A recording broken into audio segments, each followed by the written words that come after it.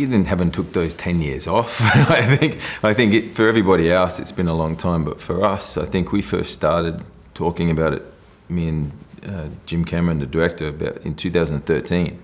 It's when he first discussed the story with me. And then in 2015, my wife was heavily pregnant. He showed me all these designs of a story about a family, and we kind of went, wow, this is kind of matching what we're about to go through. And then, so we started in 2017. So all this time, right up to, just the other day, someone's been working on it. So it hasn't kind of felt that I've been away. It feels like I've just been involved in somehow.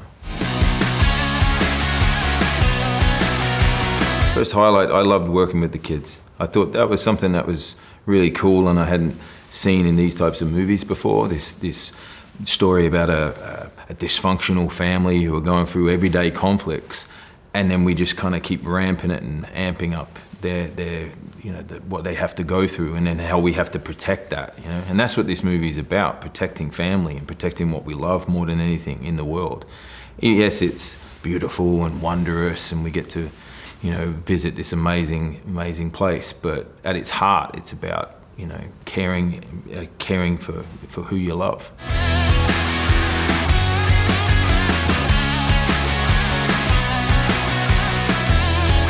A couple of things. I think it's a good question. With the first one, we were groundbreaking in what we tried to do and where the technology we used and how we pushed it. In this one, it's even more trailblazing. We're doing stuff on this that has never even been tried, never even been thought of.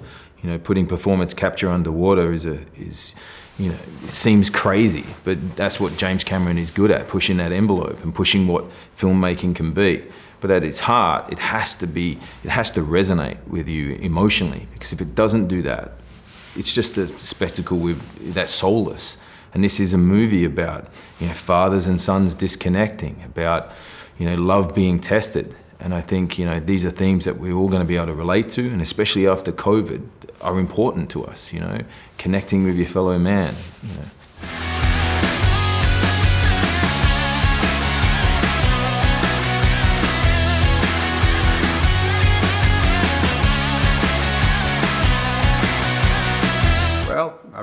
I've tried to stay in touch with the character all along, keep blowing on the embers as necessary.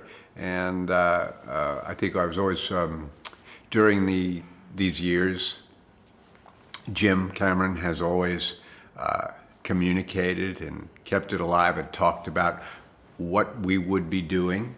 And then there came a time when we actually began doing it again. And so it's been exciting, and it's really thrilling to finally have arrived at this point where, we finally met our horizon. For so long, it would seem to be out there somewhere, and we're here.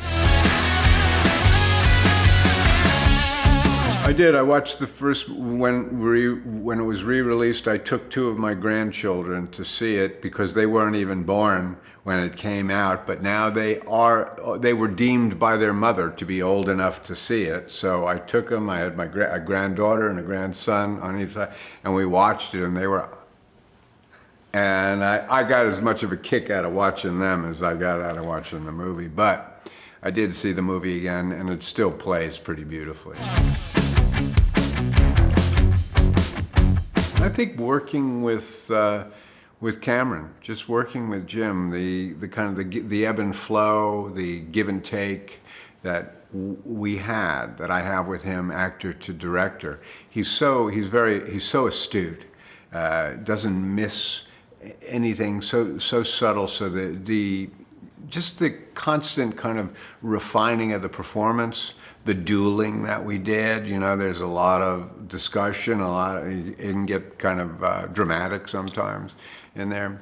I would say that just the actual doing of it, I take the greatest joy in the acting process. So that's kind of what I gravitate towards. And then of course doing the hard stunts, the work, the physical, some of the confrontations that I have with Sam Worthington, just the fighting. That's all very tough, and you want to do that right. So I kind of think of all of that, I think.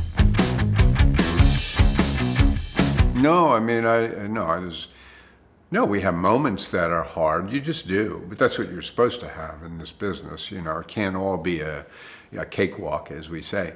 But I don't. I cherish the tough moments as well. You know, I mean, when things would get brutal in there, and you know, tempers would flare. That can happen too, but that's fine. It's all part of it, seems to me. It's not personal. You know what I mean? I mean, it's all personal, but it's whatever. The passions that happen are because we all have the same objective, which is to make a great story come alive.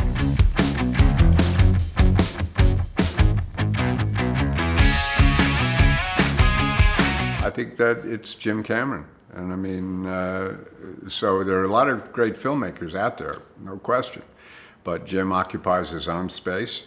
I think that when it comes to making epic films that have a great story at their heart, I think that there are people who are on the same page as Jim, but I don't think that there's anybody who ranks higher than him. So I think that this is an extraordinary piece of storytelling that's going to resonate with people all across the planet.